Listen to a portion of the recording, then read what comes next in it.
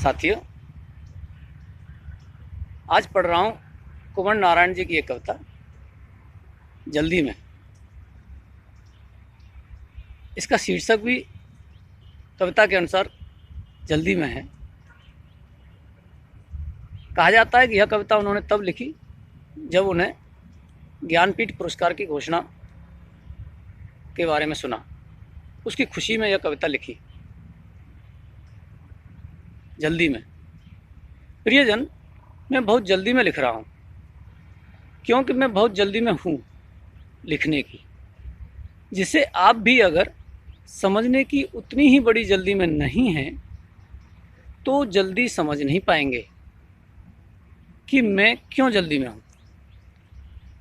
जल्दी का ज़माना है, सब जल्दी में है। कोई कहीं पहुँचने की जल्दी में तो कोई कहीं लौटने की। लाखों जल्दबाज मशीनों का हम रोज़ आविष्कार कर रहे हैं ताकि दिन दूनी रात चौगुनी बढ़ती हुई हमारी जल्दियाँ हमें जल्दी से जल्दी किसी ऐसी जगह पर पहुंचा दें जहां हम हर घड़ी जल्दी से जल्दी पहुंचने की जल्दी में हैं। मगर कहाँ, यह सवाल हमें चौंकाता है। यह अचानक सवाल इस जल्दी के ज़माने में हमें पुराने ज़माने की याद दिलाता है। यह अचानक सवाल इस जल्दी के ज़माने में हमें पुराने ज़माने की याद दिलाता है। किसी जल्दबाज आदमी की सोचिए, जब वह बहुत तेज़ी से चला जा रहा हो एक व्यापार की तरह, उसे बीच में ही रोक कर पूछिए, क्या होगा अगर तुम रोक दिए गए इसी तरह बीच में ही एक दिन अचानक। वह रुकना नहीं चाहेगा। इस अचानक बाधा पर उसकी झुंझलाहट आपको चकित कर देगी। उसे जब भी धैर्य से सोचने पर बाध्य किया जाएगा, वह अधैर्य से बड़बड़ाएगा। अचानक को जल्दी का दुश्मन मान रोके जाने से घबराएगा।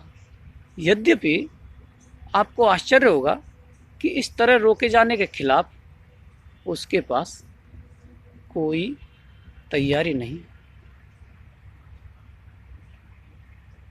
साथियों, इसी के साथ आपको एक उनकी अन्य कविता का भी रसास्वादन प्राप्त करने का अवसर देता हूँ।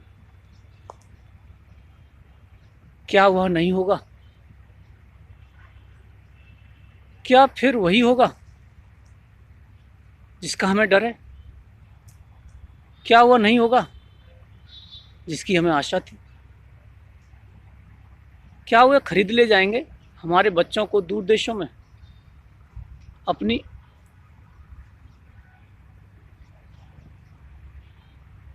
क्या हम उसी तरह बिकते रहेंगे बाजारों में अपनी मूर्खताओं के गुलाम? क्या वे खरीद ले जाएंगे हमारे बच्चों को दूर देशों में अपना भविष्य बनाने के लिए? क्या वे फिर हमसे उसी तरह लूट ले जाएंगे हमारा सोना, हमें दिखाकर कांच के चमकते टुकड़े? और हम क्या इसी तरह पीढ़ी दर पीढ़ी उन्हें गर्व से दिखाते रहेंगे अपनी प्राचीनताओं के खंडहर और अपने मंदिर, मस्जिद, गुरुद्वारे? मित्रों, लगे हाथ एक कविता और पढ़ता हूँ। मेरी आशा है कि आप आनंदित हो रहे हैं और कविता का लाभ भी उठा रहे हैं। अजीब वक्त है, अजीब वक्त है, बिना लड़े ही एक देश का देश स्वीकार करता चला जाता अपनी ही तुच्छताओं की अधीनता।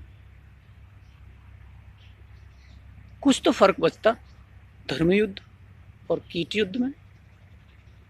कोई तो हार जीत के नियमों में स्वाभिमान के अर्थ को फिर से ईजाद करता।